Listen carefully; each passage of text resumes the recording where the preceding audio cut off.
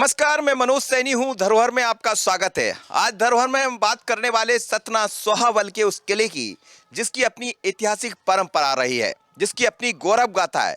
कहते हैं कि 16वीं शताब्दी में राजा फतेह बहादुर सिंह ने इस किले को बनवाया, जिसके भीतर तमाम तरह की चीजें देखने को मिलेंगी। बात यही नहीं कि सिर्फ हम किले की बात करेंगे, क्योंकि सतना पहुंचे हैं तो जाहिर है सतना को समझने का प्रयास भी करेंगे। आसपास कुछ धार्मिक स्थल है उनको भी समझने का प्रयास करेंगे। ये सब हमारी धरोहर का हिस्सा है और इसीलिए तो हर बार हम किसी नए स्थान पर पहुंचते हैं। तो चलिए आज यात्रा कीजिए मेरे साथ सोहावल के किले। मध्य प्रदेश में सतना का सिहावल जिसकी अपनी गौरव गाथा रही है, इस बार धरोहर में बघेलखंड की यात्रा पर निकले हैं और उसी सिहावल जाना है जिसकी चर्चा खूब होती रही है। 213 वर्ग किलोमीटर क्षेत्र में फैली ये रियासत 16वीं शताब्दी के मध्य में इसकी नींव राजा फतेह सिंह ने रखी थी। राजा फतेह सिंह रीवा के महाराजा अमर सिंह के द्वितीय पुत्र थे। पिता से मतभेद और स्वायत्तता की चाह ने उन्हें विद्रोह के लिए प्रेरित किया और महाराजा के खिलाफ जाकर निकल पड़े फतेह सिंह। कहते हैं उस दौर में बियाबान जंगल था, जहाँ किला बना है वहाँ सन्यासियों के रहने का स्थान था। फतेह सिंह उन्हीं सन्यासियों से मिले जिन्होंने ऐसा आशीर्वाद दिया कि नई रियासत बन गई। इसका सोहावल का निर्माण किले का 1630 में हुआ था। रीवा महाराज के बड़े भाई थे, उन्होंने आके यहाँ बसाया था। फतेह जंग बहादुर सिंह जी ने उन्होंने किले का निर्माण किया और फिर ये गुरु परंपरा, उनका गुरु स्थान है, ये बड़ा स्थान। उन्होंने दीक्षा लिया उन्होंने, फिर यहाँ उन्होंने मंदिर बनवाया, भगवान व्यवस्था किया, ज़मीन लगाई ठाकुर जी के लिए, भोग राग के लिए। तब से परंपरा चली आ रही, लगभग 450 वर्ष पुराना ये मंदिर है जी। कि भाई गद्दी हाँ, राजा क्या है, तीर्थ यात्रा करने गए थे रीवा से, तो छोटे भाई को संभला गए थे। तो हम देवता बाग फिर संभालेंगे हम। जब उनको आने में विलम्ब हुआ तो छोटे भाई गद्दी बैठ गए। तो जो लौट के आए पता लगा तो कहीं तुम बैठे रहो और जाए बसा लेते हैं। तो ये सोहावल जो है सन्यासियों की ज़मीन थी। ये फिर आए तो उन्होंने निवेदन किया, महाराज हमको यहाँ रहना है। तो सन्यासी लोग छोड़ करके पचमठा चले गए, उनको किला बनाते रहो। उन्होंने फिर किले का निर्माण कराया था। इनका सोहावल स्टेट का जो विस्तार था, इलाहाबाद में झूसी है, वहाँ शंकर जी का मंदिर है। ये किला मतलब राज इनका वहाँ तक फैला हुआ था। इधर नागौर साइड से पूरा बड़ा विस्तार था इनका जी। सिहावल का ये किला 9 एकड़ में फैला है, लेकिन यहाँ सदियों का इतिहास कराह रहा है। ये ऐतिहासिक किला बघेल वंश के गौरवशाली शासन का प्रतीक माना जाता है। यहाँ पहुँचते ही बड़ा सा लकड़ी का द्वार जो अब कभी कभी खुलता है, लेकिन किले की वैभवशाली गाथा को खुद बयान करता है। सोहावल किले के इतिहास को पन्नों को जब हम पलटते हैं तो इस किले का इतिहास कुछ अलग नजर आता है। फतेह बहादुर सिंह ने तो ये किला बनवाया, लेकिन इस किले के आसपास एक दौर में बहुत अलग तरह की प्राकृतिक छटा रहा करती थी। आज भी देखिए आप, प्राकृतिक छटा आपको दिखाई देगी, लेकिन 214 मील में फैला हुआ एक किला है जो आपको अभी दिखाई दे रहा है। इसको संरक्षित कर लिया उसी परिवार से जुड़े लोगों ने। आज भी इसको इस रूप में है कि आपको एक किले के रूप में दिखाई देता है। कई इसमें कमरे हैं, अलग अलग राजा महाराजा रानियों के कमरे यहाँ रहा करते थे। और दूसरी तरफ आप देखेंगे तो पीछे किले का वही पुराना इतिहास आपको दिख जाएगा, पुरानी दीवारें आपको दिख जाएगी। और इसके अलावा यहाँ फूलों की एक बगिया रहा करती थी जो आज भी आपको दिखाई देती। कुछ फूल, रंग बिरंगे फूल आपको यहाँ दिख जाएंगे। पक्षी आपको यहाँ दिख जाएंगे, अलग अलग बतख जिन्हें कहते हैं वो यहाँ दिख जाएगी। एक दौर में तो यहाँ मोर, बतख, वन्य प्राणी खूब रहा करते थे, क्योंकि पूरा जंगली क्षेत्र था। ये आसपास जंगल होता था, सतना नदी होती थी। लेकिन 214 मील में फैले इस किले की कई कहानियां हैं। इसके पीछे कई बातें ये कही जाती है। कई राजा अलग अलग दौर में आते जाते रहे और कितना खूबसूरत है ये। बाहर से जब हम आपको दिखाते हैं तो लगता है कि कितने अलग तरीके से इसको तैयार किया गया होगा। कौन है इसके बनाने वाले, इसके पीछे क्या रहा है, इसको भी समझेंगे। और भीतर भी हम चलेंगे तो देखेंगे कि आखिर किले के भीतर और क्या है। किले का हर पत्थर, हर दीवार एक अनसुनी दास्तां सुना रहा है। वीरता, विद्रोह, राजसी ठाट बाट की कहानी बता रहा है। लेकिन वर्तमान में इस विरासत का क्षरण हो रहा है। पिछला हिस्सा जर्जर हो गया है, जिसे राज परिवार से जुड़े सिद्धार्थ सिंह ने फिर से संवारने की कोशिश की है, जिसके लिए राजस्थान से जानकारों को बुलाया गया है। कहते हैं ये रियासत प्रयाग तक फैली थी। महाराजा फतेह बहादुर सिंह जी के जीवन काल में उनकी कुल आयु 138 वर्ष की रही और उन्होंने अपने जीवन काल में सोहावल रियासत को जो विस्तार दिया वो रायसेन विदिशा तक था, जो प्रमाण है। और चूंकि ये बात 1540 के आसपास की है, 16वीं शताब्दी में छत्रसाल वगैरह का आना हुआ, उसके पूर्व तक पन्ना, छतरपुर, ये पूरा इलाका, यहाँ तक कि जब हम आज के प्रयागराज की बात करते हैं, उस प्रयागराज में भी गंगा के किनारे का एक इलाका अरैल, वो भी दारा शिकोह ने महाराज सोहावल को उस समय एज अ गिफ्ट किया था, जो आज भी वहाँ पे सोहावल किले का, सोहावल स्टेट का पुराना मंदिर। किले की दीवारों पर इसकी भव्यता, स्थापत्य कला को देखा जा सकता है। मोटी मोटी दीवारें, बड़े बड़े गलियारे आज भी दिखाई देते हैं। जब सोहावल के पूरे किले की बात करते हैं तो ऐसा कहा जाता है कि जहां मैं खड़ा हूं ये तो 16वीं शताब्दी के आसपास बना, जिसके आज भी आप देखिए इसको संवारने का प्रयास किया जा रहा है। इसमें जो पेंटिंग है वो अलग तरह की पेंटिंग है और आज भी इन जब पेंटिंग को देखेंगे ऐसा लगेगा कि जैसे आज ही बनाई हुई पेंटिंग है।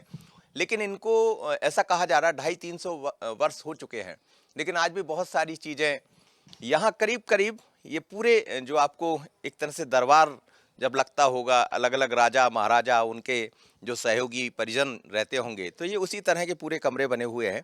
यहाँ से लेके दूर तक जब आप देखेंगे तो 2 किले यहाँ दिखेंगे। एक तो वो जो 16वीं शताब्दी में बना है और दूसरा यदि पुराना किला जैसे देखेंगे, कहते हैं वो 1540 के आसपास कहीं बना है, ऐसा कहा जाता। लेकिन आज भी आप किले की दीवारों को देखेंगे, यहाँ के चीज़ों को देखेंगे तो समझ आता किस तरह इन किले की निर्माण हुआ होगा। पर बड़ी बात यह है कि संवारने का प्रयास किया गया है। छोटे छोटे दरवाजे आपको दिख जाएंगे, यहाँ से आने जाने वालों का रास्ता आपको दिख जाएगा और ऐसे कई कमरे यहाँ होते थे। एक से दूसरे तरफ आपको जाना है तो फिर ये देखिए, यहाँ से जैसे ही आप आएंगे तो ये देखिए, ये भीतर यानी किले के भीतर का प्रवेश द्वार था, जो अब बंद कर दिया गया। इस प्रवेश द्वार को आप देखेंगे, इसको बंद किया हुआ है क्योंकि कुछ मेंटेनेंस चल रहा है। प्रयास ये है कि जो पुराना इसका एक विरासत रही है उसको फिर से संवारा जाए, तो उसी की तरफ काम चल रहा है। लेकिन ऐसी कई चीज़ें यहाँ दिखाई देती है जो बताती है कि ये हमारी धरोहर कितनी अद्भुत रही होगी और कितने राजा महाराजा यहाँ होकर गुजरे होंगे। सोहावल स्टेट ने शासकों की एक ऐसी परंपरा को जन्म दिया जिन्होंने न केवल राज्य को राजनीतिक मजबूती दी, बल्कि इसकी सांस्कृतिक पहचान को भी समृद्ध किया।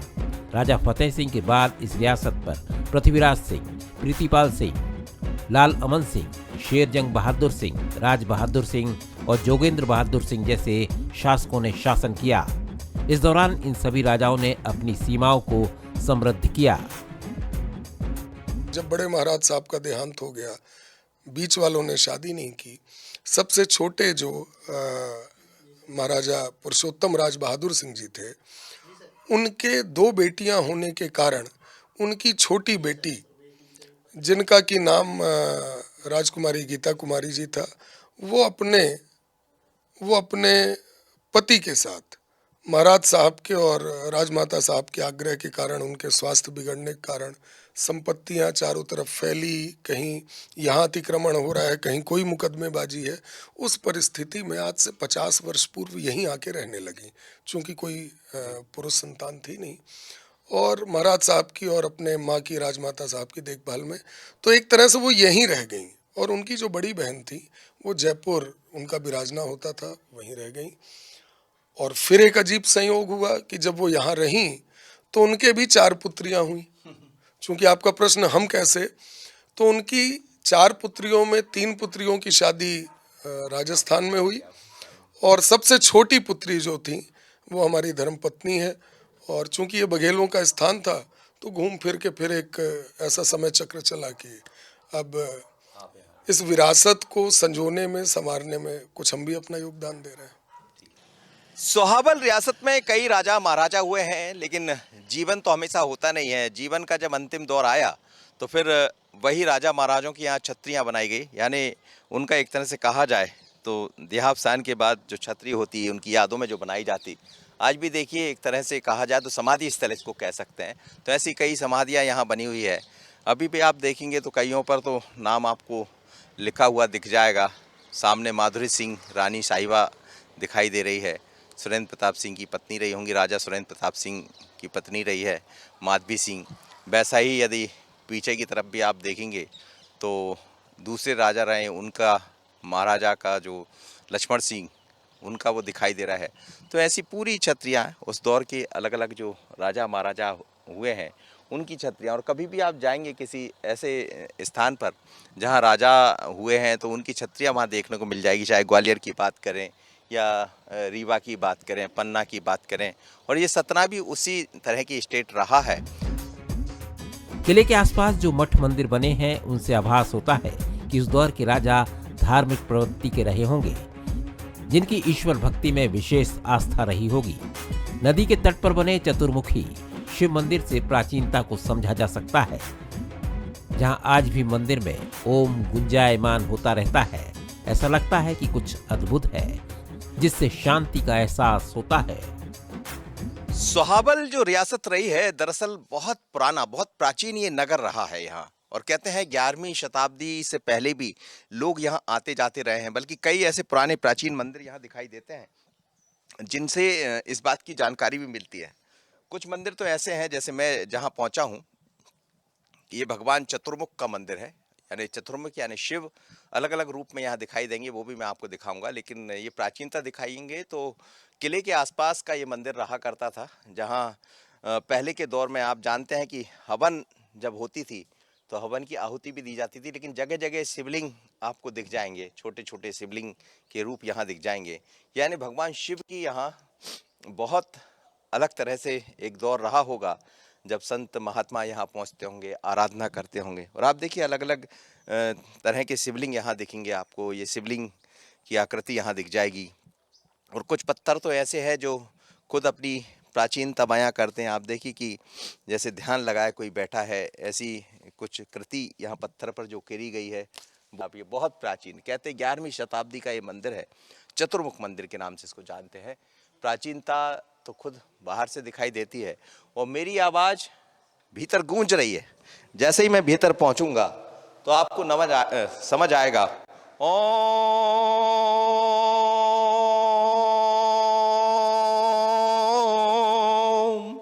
ओम नमः शिवाय, ओम नमः शिवाय। बहुत प्राचीनता है मंदिर की। आप देखिए ये भगवान चतुर्मुख का मंदिर है, यानी 4 रूप में भगवान शिव यहाँ दिखाई देते हैं। और इतना प्राचीन मंदिर है कि इसकी प्राचीनता इस पत्थर में बने हुई भगवान शिव की आकृति को देखकर लगाया जा सकता है। शिव का ये वो स्थान है यहाँ जहाँ बहुत अलग तरह कहते हैं कि यहाँ जल, यदि आप श्रद्धा और आस्था से भगवान शिव को जल अर्पित कर दे तो आपकी सारी मनोकामना पूर्ण हो जाती। गुरुर ब्रह्मा गुरुर विष्णु गुरुर देवो महेश्वरा गुरुर साक्षात परम ब्रह्म तस्मै श्री गुरुवे नमः। ओम नमः शिवाय, ओम नमः शिवाय, ओम नमः शिवाय। ओम त्र्यंबकं यजामहे सुगंधिं पुष्टिवर्धनम् उर्वारुकमिव बन्धनान् मृत्योर्मुक्षीयमामृतात्। ओम नमः शिवाय, ओम नमः शिवाय, ओम नमः शिवाय, ओम नमः शिवाय। 11वीं शताब्दी का ये मंदिर है, अति प्राचीन मंदिर है। और प्राचीनता तो भगवान शिव में स्वयं दिखाई देती है।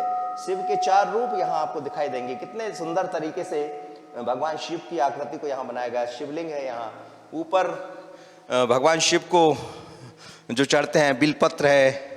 और ऐसा कहते हैं कि भगवान शिव तो बहुत छोटी छोटी बातों से खुश हो जाते हैं, तो शिव का वही रूप दिखाई देता है। बहुत अद्भुत स्थान है। जब मैं मंदिर के गर्भगृह में हूँ तो मुझे शांति का एक अलग एहसास हो ऐसा लग रहा है कि मैं जिस उम्मीद के साथ निकला होऊंगा कि कहीं मुझे शिव के दर्शन हो जाएंगे, तो शायद शिव का वही एक रूप है। तो किले के आसपास ऐसी तमाम तरह की चीजें दिखाई देती हैं। दरअसल धरोहर हमारी संस्कृति परंपरा भी है, जिसके दर्शन सोहाबल में होते हैं। यहाँ सीताराम का एक और प्राचीन मंदिर है, जिसकी नक्काशी यहाँ लगे स्तंभ से प्राचीनता को समझा जा सकता है। तो जिस किले को हम दिखा रहे थे वो किला दरअसल यहाँ से भी जुड़ा है। और राजा जब यहाँ आए तो करीब 450 साल पहले उन्होंने भगवान राम का दरबार बनवाया। ये वही दरबार है और आप देखिए कि राम का दरबार श्री राम दरबार मंदिर के नाम से, सोपान ट्रस्ट के नाम से ये चलता है। और आप देखिए कितना प्राचीन मंदिर है। 2000 चैत्र शुक्ल नवी संवत 2011 यहाँ दिखाई दे रही है। और श्री राम मंदिर पर आप इसकी वो देखिएगा खासियत कि आपको अब इस तरह के पिलर आपको नहीं मिलेंगे। ये संगमरमर के बने हुए पिलर हैं। देखिए आप किस तरह पत्थर को तैयार किया गया होगा और एक ही पत्थर को कैसा तराशा गया कि इसकी आप देखिए कितना अलग है। ये कभी आपको कहीं और देखने को नहीं मिलेगा। पूरा संगमरमर का पत्थर है ये और इसी को तराशा, मतलब सिंगल पत्थर को तराश कर इतना खूबसूरत बना दिया है कि ऐसा लगता है कि मंदिर के प्रवेश द्वार में ही आपको एक प्राचीन परंपरा, पुरातन संस्कृति सब कुछ दिखाई देता है। और ये देखिए कितना खूबसूरत मंदिर है ये। और ऐसा कहते हैं कि राजा फतेह बहादुर जो रहे हैं उन्होंने इस मंदिर का निर्माण करवाया 16वीं शताब्दी में, करीब 450 साल पहले। लेकिन आज भी ये मंदिर है। इस मंदिर के बाहर या भीतर जब आप देखेंगे ये तो दिखाई देता है, लेकिन मंदिर के पूरे प्रांगण को आप देखेंगे तो बंदहु गुरुपद पदम परागा सुरुचि सुभाष सरस अनुरागा, यानी जिस गुरु की गद्दी की हम बात करते हैं, जिन हम गुरुओं की बात करते हैं, वो सब यहाँ पुरानी परंपरा, संस्कृति सब कुछ दिखता है यहाँ आकर। आज भी देखिए उसी तरह यहाँ छोटे छोटे जो अतिथि कक्ष है वो बने हुए, जहाँ बच्चे रहते हैं और संस्कृत का पाठ पढ़ते हैं। इस मंदिर प्रांगण में पुरानी गुरुकुल परंपरा को आज भी देखा जा सकता है। यहाँ संस्कृत और संस्कृति की पाठशाला लगती है। पेड़ के नीचे बैठे आचार्य हमें वैदिक परंपरा में ले जाते हैं।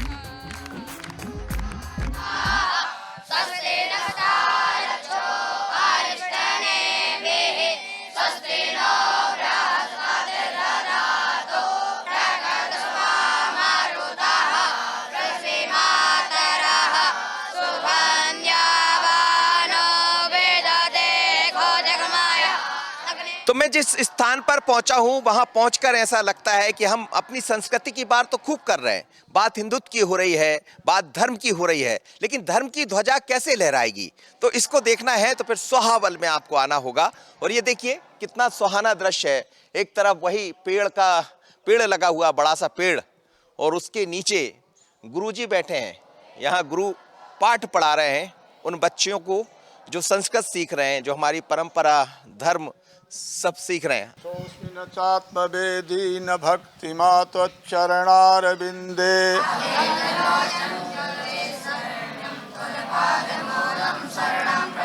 अपराध सहस्रभाजनं पतितं भीम भवार्णवोदरे।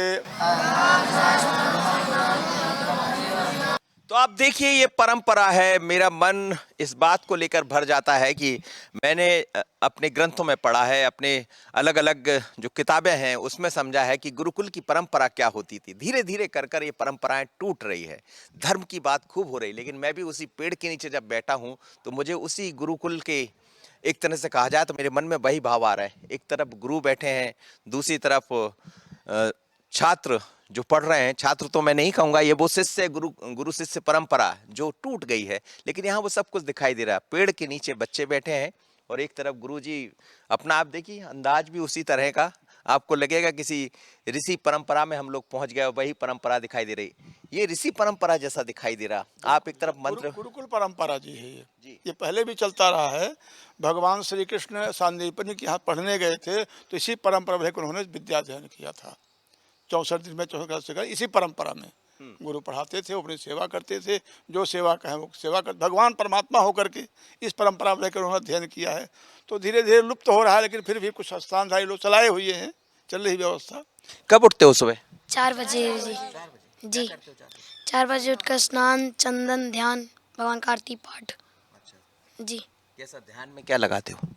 ध्यान में गुरु परंपरा, भगवान का ध्यान, संध्या वंदन ध्यान, मंगल आरती, भगवान की स्तुति। जी बताइए, मंगल स्तुति करिए। मंगलम कौशलेन्द्राय महनीयं गुणाब्धये चक्रवर्ती तनूर्जाय सर्वभौमाय मंगलम। मंगलम नित्यराजाय श्रीभाषा मर्दायिनी सौलभ्य परिपूर्णाय महापूर्णाय मंगलम। मंगला संस्कृत अस्माचार पूर्वक में सर्वैश्व पूर्वाचार सक्रियास्त मंगलम। ओम गणानान्त्वा गणपति गुं हवामहे प्रियानान्त्वा प्रियपते गुं हवामहे निधीनान्त्वा निधपते गुं हवामहे वशो मम आहम जानि गर्वधम त्वम जासि गर्वधम्मा। बटुक के आचार्य बताते हैं कि ये परंपरा प्राचीन काल की है, जिसमें बच्चों को आज भी प्रातःकाल बिस्तर छोड़ना होता है, 2 बार स्नान करना होता है। इसलिए जो बटुक यहाँ से निकलते हैं उनको सम्मान मिलता है।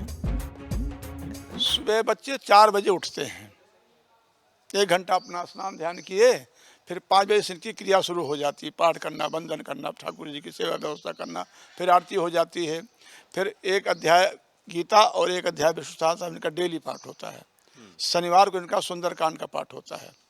फिर अपना क्रिया किए बाहर निकल आए, 9 बजे इनको नाश्ता मिल गया, जो भी व्यवस्था भगवान की हुई।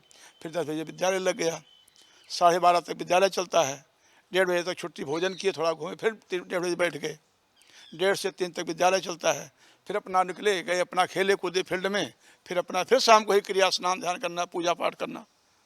कितनी बार नहाते बच्चे लोग? 2 बार सुबह शाम नहाते हैं। नहाना पड़ता है जी, नहाएंगे, स्नान तिल चंदन करेंगे, कपड़ा चेंज करेंगे, फिर अपनी जो उनकी क्रियाएं हैं वो करेंगे। इसके बाद क्या ये पंडित हो जाएंगे? हाँ, हमारे यहाँ के पढ़े बच्चे जो है शास्त्रीय आचार्य तो बहुत निकले हैं, मिलिट्री में बच्चे गए हैं यहाँ से पढ़े हुए, पुलिस बच्चे यहाँ से गए हुए हैं, मास्टर बच्चे कई हो गए पढ़ करके, तो इसका तो बहुत स्कोप है।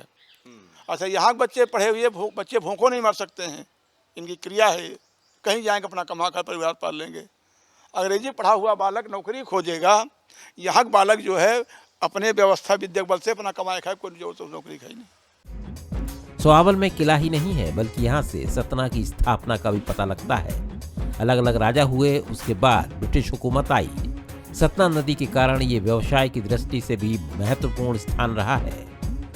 सतना नदी का क्या इतिहास रहा? सतना नदी का उद्गम जो है सरभंग आश्रम से है, और यहाँ पे सुतीक्ष्ण मुनि हुआ करते थे, उनके नाम से ये नदी है। वो देवेंद्र नगर के पास से निकलती है ये, और जाके आगे टमस में मिल जाती है।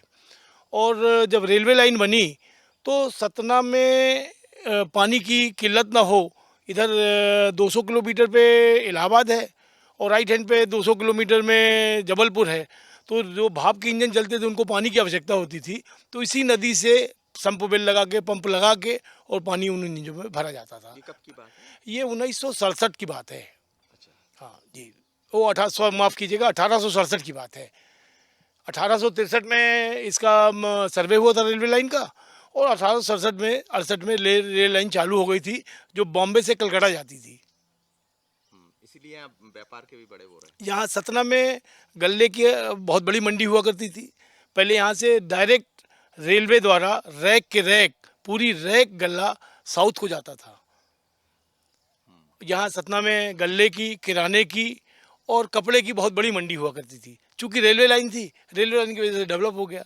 हालांकि 1940, 41, 42 में सतना की आबादी कुल 4042 हुआ करती थी, लेकिन 1957 में सतना सीमेंट फैक्ट्री आई, 1935 में हवाई अड्डा आया, उसके बाद से सतना दिनों दिन बढ़ता रहा, और आज की तारीख में लगभग 4 लाख के आसपास सतना शहर की पॉपुलेशन है। इस ऐतिहासिक किले में आज भी बघेल वंश के लोग रहते हैं।